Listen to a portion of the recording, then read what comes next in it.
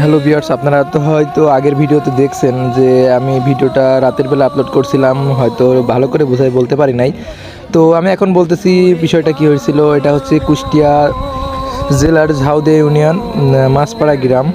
তো মাছপাড়া গ্রামে এরা তিনটা মেয়ে একসাথে চাপাইগাছির বিলে যায় এরা ছবি ওঠার জন্য।